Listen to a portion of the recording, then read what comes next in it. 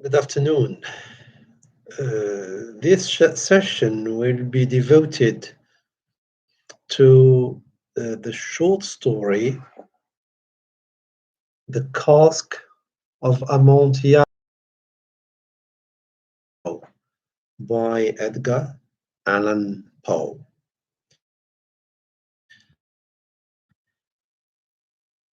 Edgar Allan Poe is an American writer. He is known or renowned for um, uh, his special writing, his interest in the Gothic. He wrote a number of tales or short stories um, where he depicted a word of mystery, a dark word of,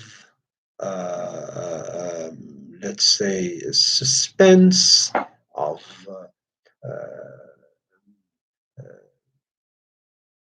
atmospheres of mystery. Um, Sometimes there is the use of the supernatural, uh, like in the Black Cat. And anyway, on a journey into the dark recesses of the underworld of human psychology. And the Cask of Amontillado is one of those stories where the reader embarks, or is the reader is made to embark on a long journey into psychology. The story here of the Cask of Amontillado is a story between two men. Two men. Montresor is the major character, and he is also the narrator. He is, and then the second character or protagonist is Fortunato. All right. So Montresor um, from the beginning of the story, states that he has been insulted, or he has been uh, deeply offended by his, I wouldn't say friend, by another person called Fortunato. And he feels that those insults that Fortunato, um, um, let's say, used against Montresor, constitute for Montresor, the narrator, a kind of deep wound, something irreparable, something that hurts, something that continues to hurt him, or to cause him, uh, let's say, psychological uh, ills. So he feels the need. He is driven by the desire to take revenge. So he seeks to take revenge in an extremely measured way, without exposing himself to running the risk of getting caught by by law. So um, he wants to be smart enough, clever enough to avoid being caught after Cask. So he knows that Fortunato has a weak spot, a major weak spot in his personality. And this weak spot is Fortunato's love of wine. He is he enjoys drinking, and he um, kind of claims to be a wine connoisseur, meaning someone, an expert in wine. So Montresor decides to play on this weak spot in the personality of his tormentor. Okay, um, so he takes the opportunity of the carnival season. There is a carnival organized in town, and Montresor is wearing a mask, and then Fortunato is also disguised in this happy occasion, happy opportunity, happy happening in the town, which is the festival. So he's dressed or disguised as a gesture, uh, uh, with the multicolored, with a multicolored costume. He's wearing kind of fancy dress. Um, he Montresor meets Fortunato in the festival, and then he greets him and starts talking to him, and he says that if you are too busy, I will ask someone else to taste the wine for me, because Montresor wants Fortunato to check whether the wine that the wine that Montresor has bought is is a good wine, and that wine is Amontillado, which is a Spanish sherry or type of sweet wine. Okay? So he wants Fortunato to go home and taste the wine for him. Because Fortunato claims to be a wine taster, meaning someone who is a connoisseur, who has a thorough knowledge of the different tastes in different wines. And then this is a trick, a smart trick, a clever trick on the part of Montresor, who tries to entice Fortunato with the wine, a rare brand of wine, and then he tries to entice Fortunato's jealousy by um, mentioning that he can go and ask someone else who has probably better knowledge in wine types. And this is a trick. Um, so Fortunato, who considers the other person, that other person is named Lucchesi, uh, another Italian name. So Fortunato considers Lucchesi as a competitor, and he immediately reacts to Montresor's Montresor's offer by saying that Lucchesi is not good enough tasting. The knowledge of wine tastes are concerned.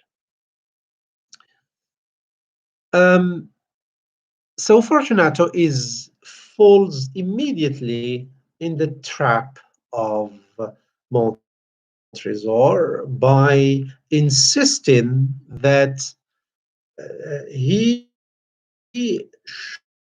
should go to Montresor's house where is stored in a cask or in a barrel in an underground location or chamber in the house of Montresor.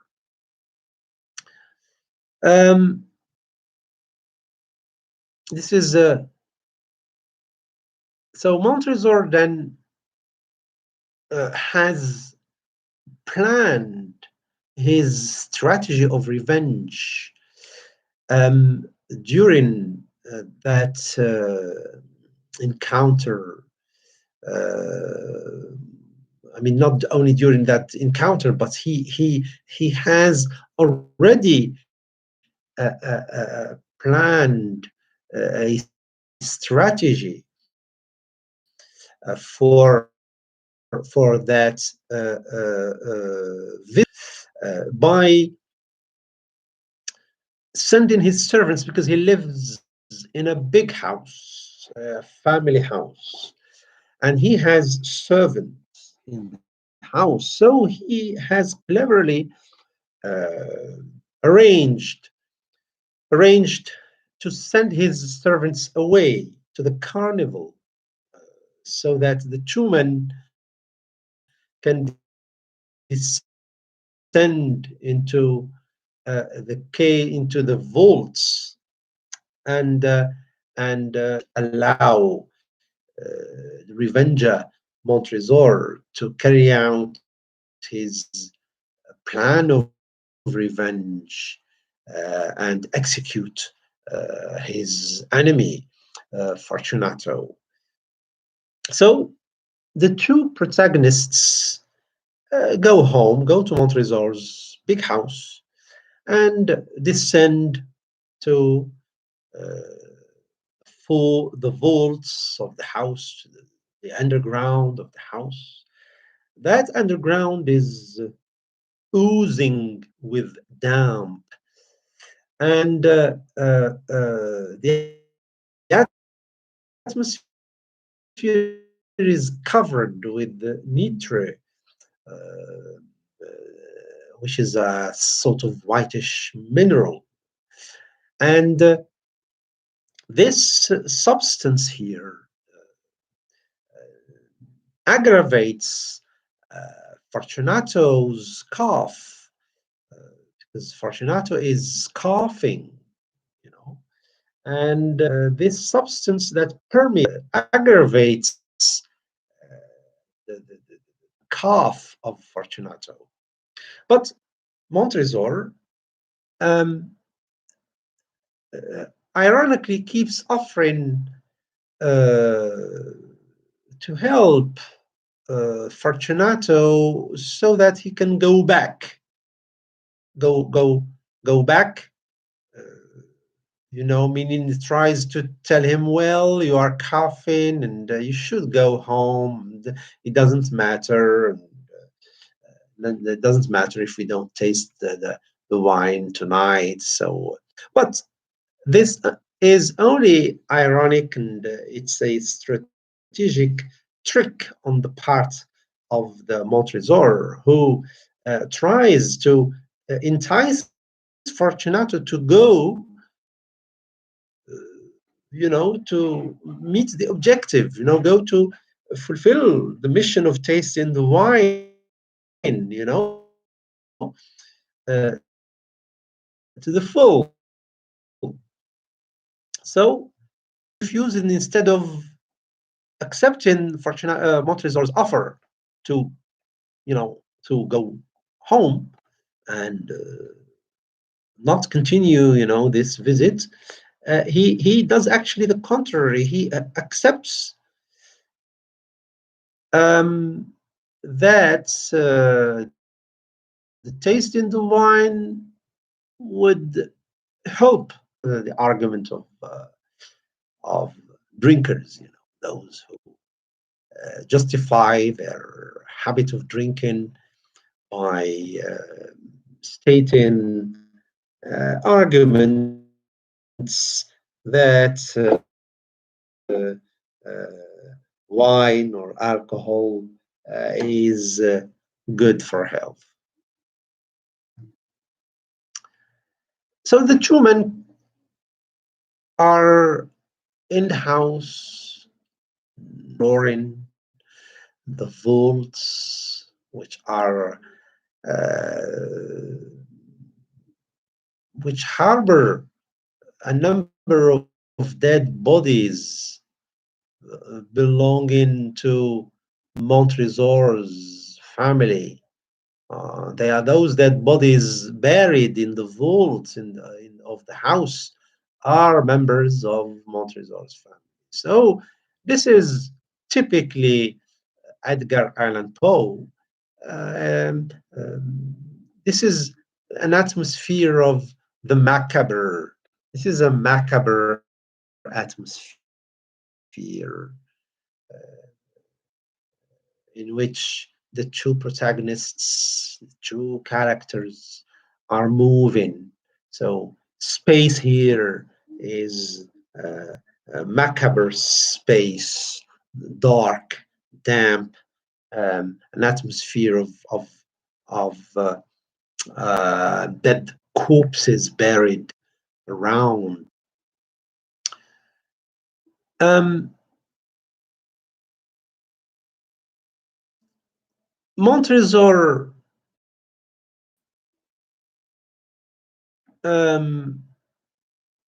shows his guest. His This is ironic, he shows his guest around, and there are a number of objects ornating the place. Those members of Montresor's family.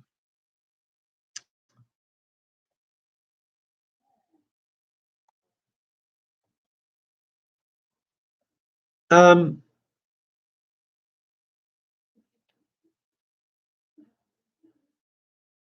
Now,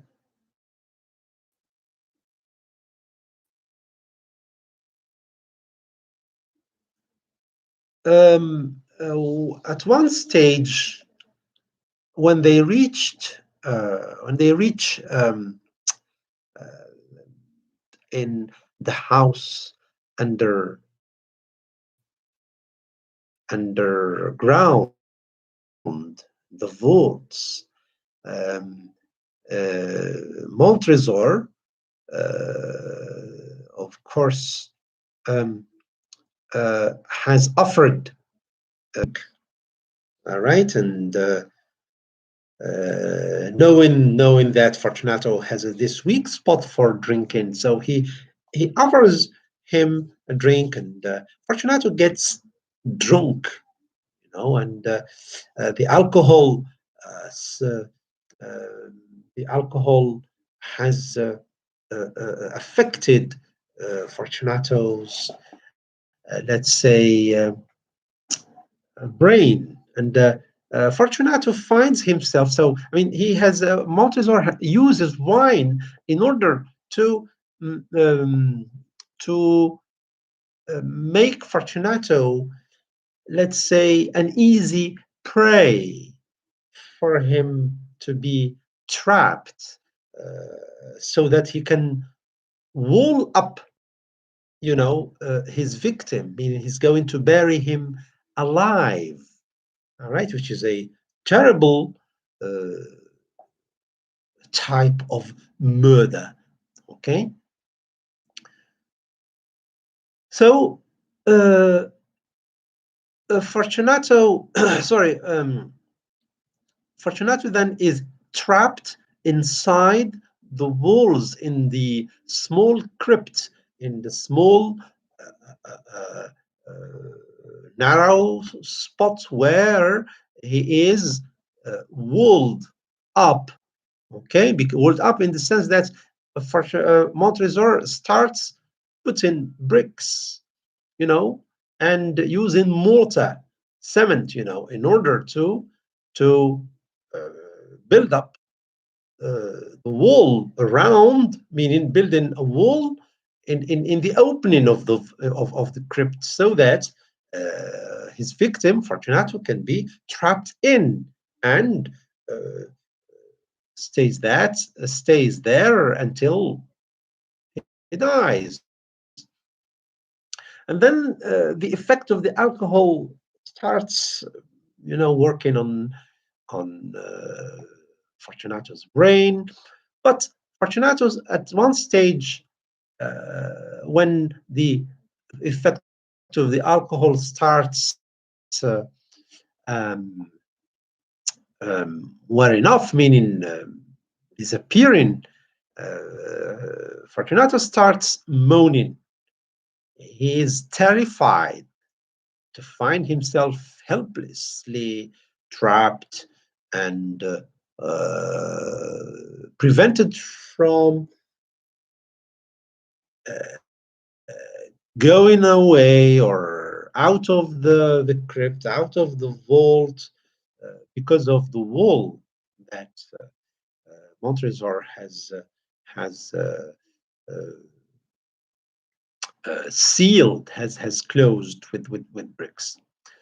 And then at one stage, Fortunato falls silent. He is silent. And Montresor continues to put bricks on the top, one on the top of each other, so that he can finishes the wall.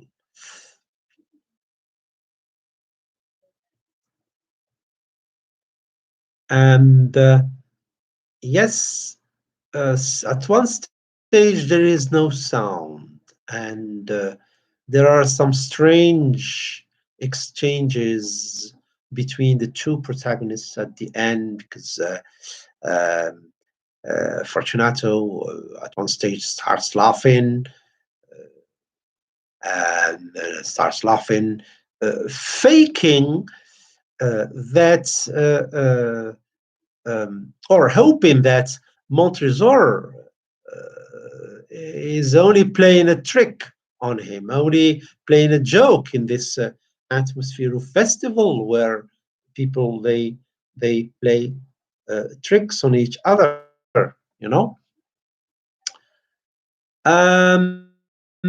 Hoping that Montresor was only joking, and then saying that, okay, enough, the joke is over, now let me go out. Stage starts realizing that the situation is very serious, and he implores Montresor to stop, what he's doing. Okay, for the love of God, Montresor, he claims, or he stage stops, becomes silent. Okay, he becomes silent, and after having no response on the part of Fortunato, Montresor uh, ironically claims that he feels sick. He feels sick because of the dampness in the vaults in the catacombs. And then he places the last stone, and he plasters the wall to be closed forever. to be closed forever because he uh, uh, commits that crime 50 years before the writing, before the narrative of the story. Okay? So this is striking is the cold blood. The cold blood in which Montresor carries out his revengeful plan. This is the work of a psychomaniac, okay, a serial killer who is clever enough, smart enough, intelligent enough to manipulate the victims and persuade them to follow the victimizer, criminal, all the way until the killing plan or the murderous plan is executed. So this is the work of a serial killer, and then the serial killer